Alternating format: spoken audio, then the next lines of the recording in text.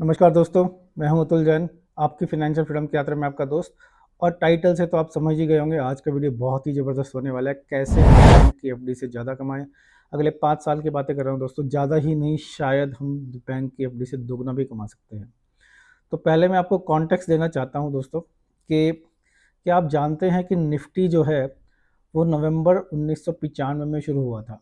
और अगर आप उस समय निफ्टी में 1 लाख रुपया लगा देते तो वो पैसा आपका 19,50,000 आज की डेट में हो जाता। जबकि वही पैसा अगर आप बैंक की एफडी में लगाते तो इवन 8% इंटरेस्ट मिलता, तो वो पैसा सिर्फ 8,62,000 ही होता। तो एक तरह से निफ्टी में वो पैसा लगा के आपका 10 लाख ज़्यादा बनता। लेकिन निफ्टी सिर्फ इतना ही इंटरेस्ट नहीं देता, निफ्टी में जो आप पैसा लगाते हो उन शेयर्स पे मिलता है डिविडेंड, और हर साल 1.5 से 2% का डिविडेंड भी निफ्टी देती है। तो अगर आप उस पैसे को भी ऐड कर लो तो निफ्टी आपको पिछले 29 साल में 29 लाख रुपए मिल जाते हैं। हाँ दोस्तों, कहाँ बैंक की एफडी का 9 लाख रुपए और कहाँ निफ्टी का 29 लाख रुपए। तो क्या आप समझ रहे हैं कि कितना ज़्यादा पैसा आपने हमने बनाना मिस कर दिया केवल एक छोटी सी चीज़ को ना समझ के। तो दोस्तों, इंट्रो से आपको पता चल ही गया होगा कि आज का वीडियो कितना ज़बरदस्त होने वाला है। इस वीडियो को लाइक क्लिक कर दीजिए और आगे बढ़ते हैं। तो आज की वीडियो उन लोगों के लिए है जो बैंक की एफडी को बीट करना चाहते हैं, लेकिन बहुत सेफ रहकर बीट करना चाहते हैं, बड़ा रिस्क नहीं लेना चाहते। क्योंकि अब आपको समझ में आ गया होगा कि स्टॉक मार्केट में पोटेंशियल तो बहुत ज़्यादा है, लेकिन कई लोग ये डरते हैं कि मेरा एंट्री पॉइंट गलत ना हो जाए। क्योंकि इस पूरे के पूरे पीरियड में कई बार ऐसा हुआ है कि निफ्टी ने एक एक साल तक 0% रिटर्न भी दिया है। तो इस वीडियो की टाइमिंग इसीलिए मैंने ऐसी रखी है कि जब निफ्टी 8-9% गिरा हुआ है, कई सारे शेयर्स तो 10-20-30% भी गिरे हुए हैं। तो ऐसे में मैं आपको एक ऐसी स्ट्रेटेजी देने वाला हूँ दोस्तों, केवल स्ट्रेटेजी ही नहीं देने वाला हूँ, मैं अपना खुद का 12 लाख रुपया इस स्ट्रेटेजी में लगाने वाला हूँ। तो दोस्तों, मैंने क्रिएट किया एक ऐसा फॉर्मूला जिससे जर्नी आपकी बहुत अच्छी हो सकती है। हम करेंगे क्या? तो दो पार्ट्स में है ये। एक तो थोड़ा मुश्किल पार्ट है, लेकिन वो थोड़ा इंटरेस्टिंग ज़्यादा हो सकता है। एक बहुत ही लेजी पार्ट है, वो मैं बाद में डिस्कस करूँगा। जो मुश्किल पार्ट है पर जो इंटरेस्टिंग पार्ट है, जिससे हम बीट करने वाले हैं एफडी को ज़बरदस्त तरीके से, वो ये है कि हम 10 शेयर सेलेक्ट करेंगे और उन 10 शेयर्स में 1-1 लाख रुपए डाल देंगे। और जो बचे 2 लाख रुपए हैं दोस्तों, वो मैं अपनी दूसरी स्ट्रैटेजी के लिए रख रहा हूँ। तो चाहे तो आप पूरा का पूरा 12 लाख रुपया, 11 लाख रुपया, जो भी आपको पैसा लगाना है, 1 लाख रुपया, 10,000 रुपया, इनमें से किसी भी स्ट्रैटेजी में डाल सकते हैं। तो चलिए पहले अपनी मेन स्ट्रैटेजी पर बात करते हैं कि कौन से 10 शेयर्स हम सिलेक्ट करेंगे। देखिए दोस्तों, याद रखिए टारगेट ये है, और जो भी मैं लगाऊंगा, जो भी आज आपके साथ शेयर करूंगा, वो पूरा का पूरा मैं एक आपको गूगल शीट में दे दूंगा। और जो इन्वेस्टमेंट करूंगा, अभी इन्वेस्टमेंट की नहीं है, लेकिन किस चीज़ में इन्वेस्टमेंट करनी है, कैसे इस पैसे को बढ़ाना है, कैसे इस पैसे को इन्वेस्ट करके छोड़ देना है, कुछ टच नहीं करना है। बस आपको बिलीव करना है कि अगले 5 साल ये स्ट्रैटेजी अगर आप लगाएंगे तो हो सकता है। देखिए, गारंटी मैं कुछ दे नहीं सकता, गारंटी देनी भी नहीं चाहिए, लेकिन मेरा अपना स्ट्रांग बिलीफ है कि एफडी को बीट कर देंगे। हो सकता है उससे दुगना भी पार हो जाए कि अगले 5 साल ये शेयर्स हमें बैंक की एफडी से ज़्यादा रिटर्न दे दे, जितना ज़्यादा उतना अच्छा। तो दोस्तों, इस काम के लिए हम करेंगे ऐसा कि हम कुछ ऐसे शेयर सेलेक्ट करेंगे जो फॉलोइंग क्राइटेरिया को फुलफिल करते हो। वो क्राइटेरिया क्या है? सबसे पहले तो अच्छी और प्रॉफिटेबल कंपनीज को सेलेक्ट करेंगे, आड़ू ढाड़ू छोटी मोटी कंपनीज को सेलेक्ट नहीं करेंगे। उन कंपनीज को सेलेक्ट करेंगे जो थोड़ा डाउन है, जो अपने टॉप से थोड़ा गिर चुकी है, लेकिन बढ़िया कंपनीज है, तो एक तरह से वो उनका जो डाउन फेज है प्रोबेबली टेम्परेरी है। तीसरा वो कि जो कंपनी प्रॉफिट्स में अच्छा ग्रो कर रही हो और सेल्स में अच्छा ग्रो कर रही हो, तो एक तरह से अच्छी ग्रोथ वाली कंपनीज को लेंगे। जिनका आर अच्छा हो, रिटर्न ऑफ कैपिटल एम्प्लॉयड 20% से ज़्यादा हो, वही शेयर सेलेक्ट करेंगे। सेक्टर्स के अक्रॉस बात करेंगे, ऐसा नहीं केवल एक ही सेक्टर के शेयर्स पकड़े हम। और जो शेयर्स एक्सपर्ट लोग, जो स्मार्ट मनी है, वो भी काफ़ी रिकमेंड करते हैं। तो एक तरह से वेल रिसर्च शेयर उनके थ्रू भी हैं, और मैंने अपनी भी रिसर्च की है। और स्मार्ट मनी उन शेयर्स को होल्ड करता हो। मल्टी बैगर्स हम नहीं ढूंढ रहे हैं। तो अगर आप ये सोच रहे हैं कि इस वीडियो को देखकर आपका पैसा मल्टीप्लाई होगा, तो मैं गारंटी के साथ कह सकता हूँ कि ऐसे तो मल्टीप्लाई नहीं होगा कि एक साल में डबल हो जाए। एक आधा शेयर कोई हो सकता है, लेकिन पूरा पोर्टफोलियो ऐसे डबल नहीं होगा। और उन शेयर्स को सेलेक्ट करेंगे जिनमें पब्लिक पार्टिसिपेशन कम हो, ग्रोथ बहुत इंपॉर्टेंट है। तो बेसिकली हम ऐसी कंपनीज को जुड़े, तो इंडिया की आम कंपनीज जो कि अच्छा परफॉर्म कर रही हैं, जिससे कि हम बैंक की एफडी को अच्छे से बीट कर सके अगले 5 साल में। देखिए, इंपॉर्टेंट चीज़ 5 साल है, इंपॉर्टेंट चीज़ आज की डेट है, क्योंकि फिलहाल निफ्टी थोड़ा गिरा हुआ है। हो सकता है कि आप चाहें कि इस स्ट्रैटेजी को अप्लाई करने के लिए आप थोड़ा सा और गिरने का वेट कर ले तो और भी अच्छा है, लेकिन अगर नहीं गिरी तो एक स्ट्रैटेजी भी हो सकती है। इस स्ट्रैटेजी में आप अपना आधा पैसा अभी लगाए और आधा पैसा थोड़ा और गिरने का वेट करके लगा सकते हैं। तो चलिए शुरू करते हैं। मैं आपको शेयर्स की वो लिस्ट दूंगा जिन शेयर से आप बैंक की एफडी को बीट कर सकते हैं अगले 5 साल के लिए। तो दोस्तों हम लोग बात करने वाले हैं 10 ऐसे शेयर्स की जिनको आप कंबाइन करके खरीदेंगे। जैसे मेरे केस में मैं 10 के 10 शेयर्स में 1-1 लाख रुपया लगाने वाला हूँ। तो अगले 5 साल में हमें निफ्टी को बीट करने का टारगेट है। और अगर आप ये सब नहीं कर सकते तो एक सिंपलर तरीका, जो कि आपको शायद आइडिया लग ही गया होगा, अगर अभी से आपको आइडिया लग गया है तो कमेंट में लिखिए सिंपलर तरीका क्या है। तो वो तरीका भी मैं आपको बताऊंगा, उसमें भी मैं आपके 1 या 2 लाख रुपए लगाने वाला हूँ। मोस्ट लाइकली टोटल 12 लाख रुपए लगाएंगे। तो इन सब शेयर्स की थोड़ी सी की बातें डिस्कस करेंगे और बताऊंगा मैं कि ये शेयर मैंने क्यों सेलेक्ट किया है। 80-90% जो मैंने आपको क्राइटेरिया बताया था उसी क्राइटेरिया के हिसाब से सेलेक्ट किया है। तो इन सब शेयर्स का मैं स्क्रीनर दिखाऊंगा, इन सब शेयर्स का मैं आपको ट्रेडिंग व्यू भी दिखाऊंगा, जिससे कि खासकर आपको पी का डिप पता लगेगा, शेयर का डिप पता लगेगा। और बहुत ज़्यादा समय हम हर एक शेयर पर नहीं लगाएंगे, 1-1, 2-2 मिनट में हर एक शेयर के एनालिसिस करेंगे। तो चलिए सीरीज में सबसे पहले है कोल इंडिया। कोल इंडिया का शेयर देखो कल ही ये 2.54% गिरा है। बहुत बड़ी कंपनी है, market cap 2.35 lakh crore rupees का है। तो बेसिकली हम काफ़ी ज़्यादा सिंपल शेयर ढूंढ रहे हैं। तो स्टॉक का पी 6.54% है। इंटरेस्टिंग चीज़ ये है कि इस शेयर का डिविडेंड यील्ड 6.68% है। तो कोल इंडिया जैसा शेयर आपको बैंक की एफडी जितना तो डिविडेंड ही दे देता है।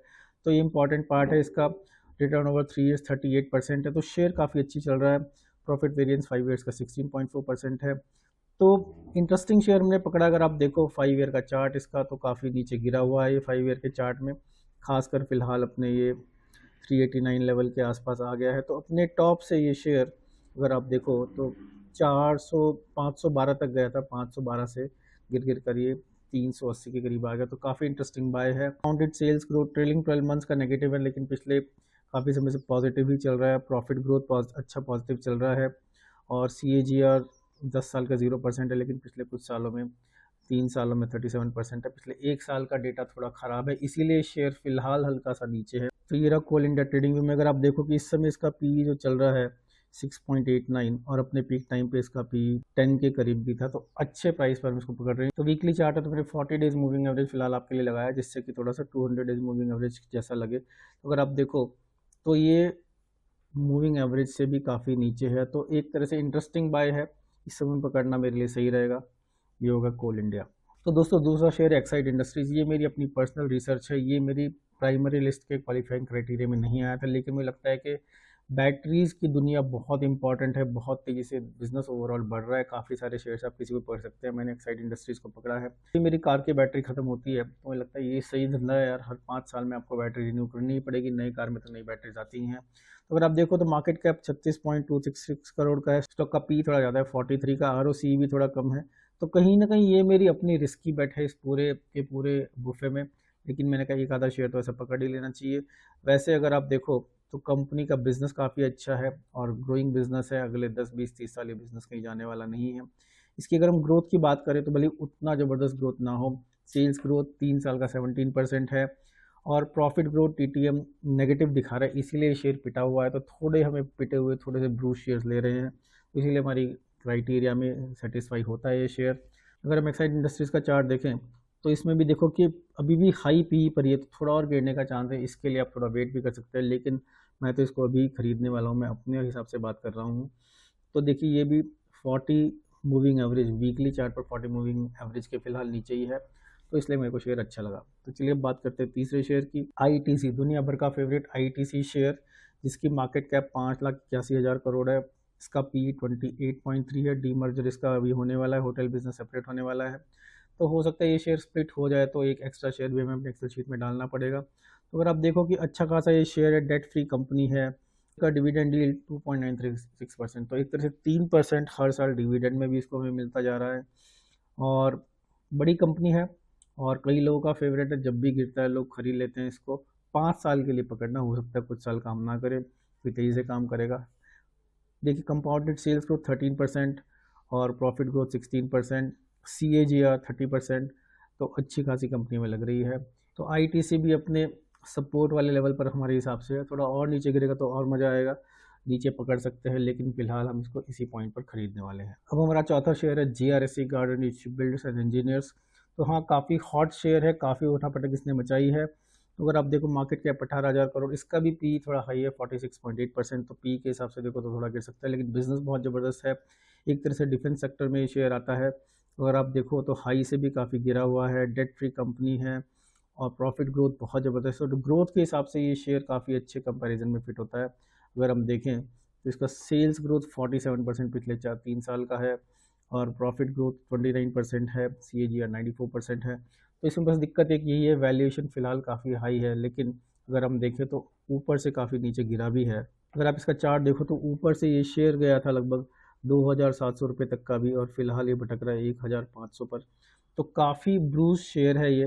तो उस हिसाब से हमें सिलेक्शन क्राइटेरिया में अच्छा लगा। डिफेंस स्टोरी बहुत स्ट्रॉन्ग है, शिप बिल्डिंग स्टोरी बहुत स्ट्रॉन्ग है, तो उस हिसाब से वो लगता है कि ये शेयर भी बढ़िया परफॉर्म करेगा अगले 5 साल में।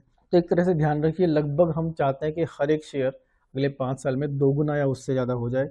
हमारा 5वां शेयर FMCG इंडस्ट्री से है, ज्योतिष लैब्स लिमिटेड।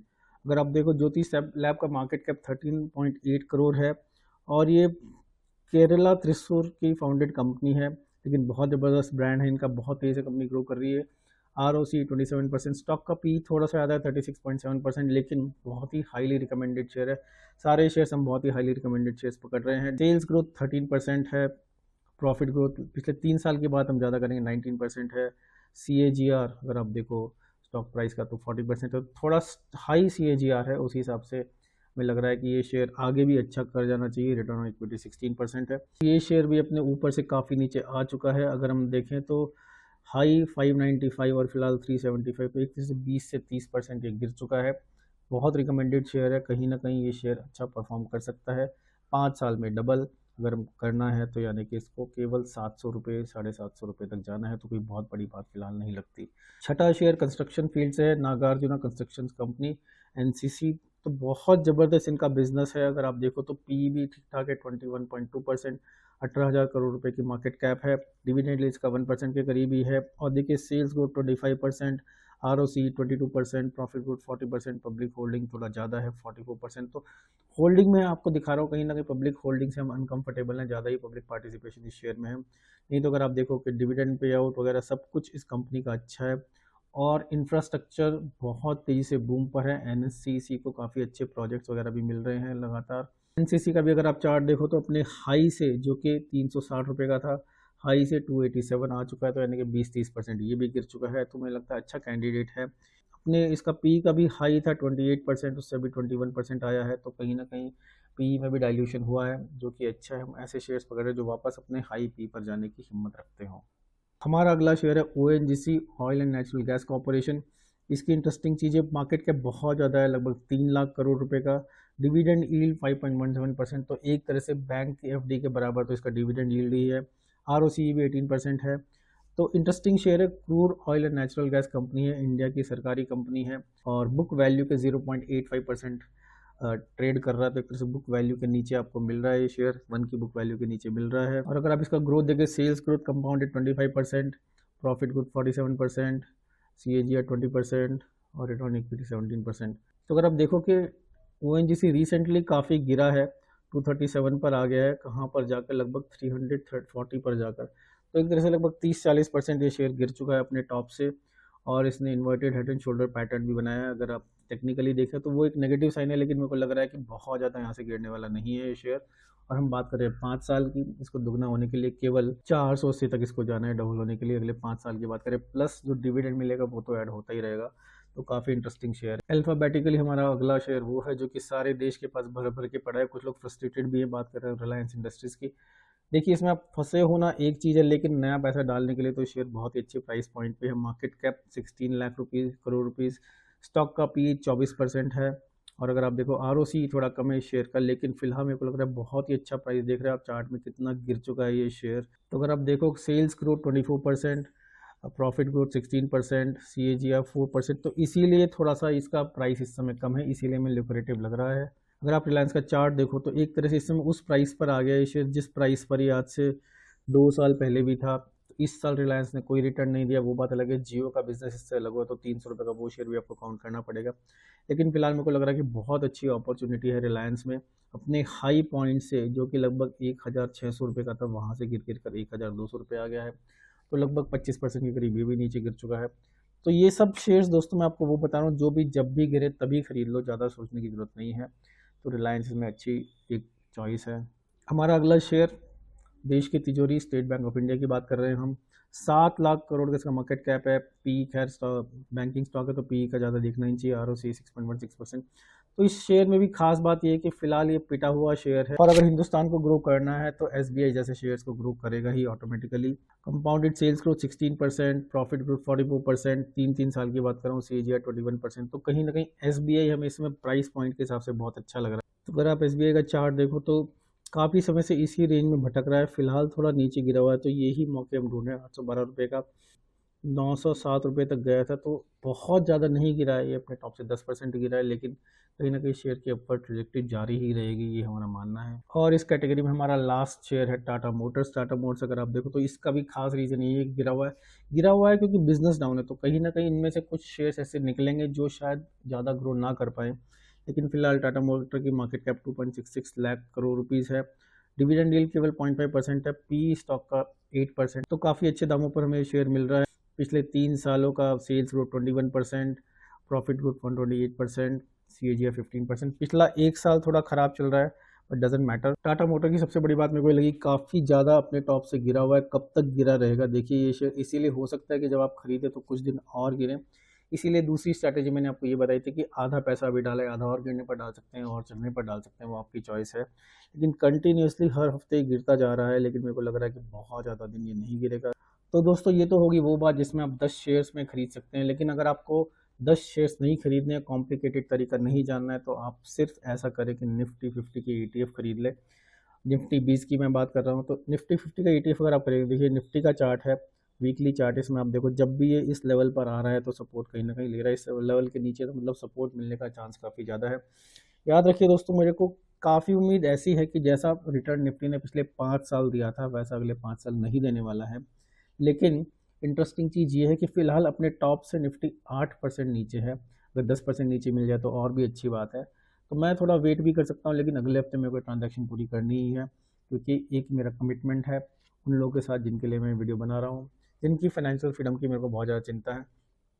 तो मैं 1 लाख रुपया निफ्टी 20 में लगाने वाला हूँ। वैसे तो पिछले 4 साल से हर महीने में या तो निफ्टी 20 या बैंक 20 जो भी उस महीने लो होता है उसको खरीद लेता हूँ, लेकिन 1 लाख रुपए इस नाम पे भी मैं डालने वाला हूँ। देखिए रिसेंटली गिरा है थोड़ा, जो पिछले हफ्ते का डिप है ये पकड़ में आ जाएगा, और मुझे लगता है कि 10 शेयर्स के अलावा अगर आप सिर्फ निफ्टी 20 खरीदे तो भी आपका पर्पस सॉल्व हो सकता है।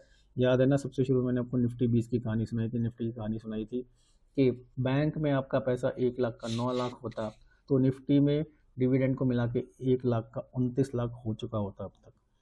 दूसरी चीज़ है बैंक निफ्टी में मैं 1 लाख रुपए डालने वाला हूँ। ये भी देखिए हमेशा जिस लेवल पर मैं दिखा रहा हूँ उसी लेवल से सपोर्ट लेकर बाउंस बैक कर रहा है, तो बहुत इंटरेस्टिंग लेवल है इसको बाय करने का। बैंक निफ्टी में आप कर सकते हैं। तो बैंक 20, तो निफ्टी के लिए निफ्टी 20, बैंक निफ्टी के लिए बैंक 20, ये दो चीज़ें मैं खरीदने में इंटरेस्टेड हूँ। तो दोस्तों ये होगी हमारी पूरी की पूरी लिस्ट। तो इस पूरी लिस्ट को लेकर मैंने एक एक्सेल शीट बनाई है गूगल में, उसका नाम है beat the FD big time. हाँ, FD को हमें पिटाई करनी है, धुलाई करनी है, FD से ज़्यादा पैसा कमाना है। तो उसमें 10 के 10 शेयर्स हैं, उनकी मार्केट कैप क्या है, करंट PE क्या है, और निफ्टी ETF में निफ्टी 20 लेने वाला हूँ, बैंक निफ्टी में बैंक 20 लेने वाला हूँ। तो इसीलिए इनका प्राइस 234,521 दिखा रहा है, भले ही ये इनका इंडेक्स का लेवल का प्राइस जो भी हो। तो आप कोई सा भी 20 खरीद सकते हैं, बेसिकली आप कोई सा भी इनका इंडेक्स ETF खरीद सकते हैं। तो अब जब मैं इस हफ्ते इन सब शेयर्स को खरीदूंगा तो यहाँ पर बाइंग प्राइस आ जाएगा। तो मैंने नंबर ऑफ शेयर्स इसलिए लिखा है, बेसिकली 1 लाख रुपए से प्राइस को डिवाइड किया, तो इसके किसके कितने शेयर्स मेरे को खरीदने हैं, ये वो लाइन है। और फिर इसको हम ट्रैक करेंगे, इसमें थोड़े से और कॉलम्स भी ऐड कर दूंगा, तो आप इस शीट को कभी भी खोल कर देख सकते हैं कि हमारी परफॉर्मेंस यहाँ कैसी रही। याद रखिए बीच में थोड़ा डिविडेंड भी मिलेगा इन शेयर्स में, जो कि मेरे को मैनुअली ऐड करना होगा। बीच में कुछ और भी शेयर्स में उतार चढ़ाव हो सकता है, डीमर्जर हो सकता है, तो उसको भी मेरे को ट्रैक करना पड़ेगा। पर सबका सब कुछ हम ट्रैक करने की कोशिश करेंगे, और कोशिश मैं ये करूँगा कि हर 3 महीने में इसका एक अपडेट आपको देता रहूँ। तो इस वीडियो को आप बुक मार्क कर लीजिए, इस शीट को आप बुक मार्क कर लीजिए, जिससे कि आपको लगातार अपडेट्स मिलते रहें। कुछ सीखने को ही मिलेगा और कुछ नहीं। अगर आपको कुछ सीखने को मिला है इस वीडियो में, कोई नया तरीका सीखने को मिला है, तो आप ज़रूर इस वीडियो पर लाइक क्लिक कीजिए, कुछ शेयर कीजिए कि सीखने को मिला। दोस्तों जनरली लोग इस तरह की स्ट्रैटेजी शेयर करने का काफ़ी पैसा ले लेते हैं, लेकिन फ़िलहाल मेरा अपना पर्सनल स्टाइल कुछ पैसे लेकर सिखाने का नहीं है। आपको पूरी की पूरी लिस्ट शेयर्स की हमने दे दी है और ऑल्टरनेटिव तरीका भी दे दिया है कि अगर आप 10 शेयर्स में इन्वेस्ट नहीं करना चाहते तो आप केवल निफ्टी या बैंक निफ्टी, ऐसे में मैं निफ्टी ज़्यादा प्रेफर करता हूँ, बैंक निफ्टी का बीटा थोड़ा ज़्यादा है, तो निफ्टी में आप पैसा लगा सकते हैं अपना पूरा का पूरा। और मुझे पूरी पूरी उम्मीद है कि अगले 5 साल में, क्योंकि ऑलरेडी 8% डाउन है, तो अगले 5 साल में ये आपकी बैंक की एफडी को अच्छे से बीट कर देगा। याद रखिए दोस्तों, ये स्ट्रैटेजी उन लोगों के लिए है जो कि थोड़ा सेफ प्ले करना चाहते हैं, इसीलिए मल्टी बैग रिकमेंडेशंस नहीं है। तो आप कमेंट्स में लिखिए कि आपको ये स्ट्रैटेजी कैसी लगी। अगर अच्छी लगी तो कमेंट्स में लिख दीजिए अच्छी लगी, आई लाइक्ड इट। और अगर आप ऐसी और स्ट्रैटेजीज में से लेना चाहते हैं, थोड़ा और समझना चाहते हैं, सीखना चाहते हैं, तो कमेंट्स में लिख दिए we need more, we want more. तो मैं डेफिनेटली ऐसी और स्ट्रैटेजीज आपके लिए लेकर आऊँगा। तो फिलहाल आशा करता हूँ कि इस वीडियो से आपने कुछ सीखा होगा और आपका पैसा बनेगा। याद रखिए इस एक्सेल शीट का लिंक मेरे इस वीडियो के डिस्क्रिप्शन में है। फिलहाल उसमें कोई भी शेयर का प्राइस नहीं है, क्योंकि अभी वो मैंने शेयर्स खरीदे ही नहीं हैं। तो मैं उन शेयर्स की बात कर रहा हूँ, मैं उन चीज़ों की बात कर रहा हूँ जो मैं अगले हफ्ते खरीदूंगा, जो मैं पैसा अगले हफ्ते डालूंगा। अब हो सकता है मैं अलग से पोर्टफोलियो ना बनाऊं, क्योंकि इनमें से 50% शेयर्स मेरे पोर्टफोलियो में ऑलरेडी हैं। लेकिन मैं ये मान के चल रहा हूँ कि कम से कम 1-1 लाख रुपया तो इनमें मैं डालने वाला हूँ ही। लेकिन वो अलग से आपको एक पोर्टफोलियो नहीं दिखेगा, इसीलिए इस प्रोसेस को, बीट द एफडी प्रोसेस को ट्रैक करने के लिए हम ये एक्सेल शीट के थ्रू ही ट्रैक करेंगे, जो हमेशा आपके लिए अवेलेबल होगी। एक बहुत इंपॉर्टेंट चीज़ ये भी याद रखिए दोस्तों कि जो डिविडेंड होता है शेयर्स का, वो उसमें क्लियरली नहीं दिखेगा। तो मैं कोशिश करूँगा समय समय पर जो भी उन कंपनीज़ का डिविडेंड आ रहा है, तो उस पैसे को मैं अपडेट करता रहूँ, उस पैसे से मैं शेयर्स में ऐड करता रहूँ, जिससे कि थोड़ा सा बैलेंस भी हो जाए, तो जिससे TRI, टोटल रिटर्न इंडेक्स के हिसाब से भी मिल जाए। तो दोस्तों, आपकी फाइनेंशियल फ्रीडम की यात्रा में आपका दोस्त अतुल जैन आपसे लूँगा विदा, और फिर कोई बहुत ही ज़बरदस्त कॉन्सेप्ट आपके लिए लेकर आऊँगा, जिससे कि आपकी फाइनेंशियल फ्रीडम की जर्नी आसान हो जाए। नमस्कार।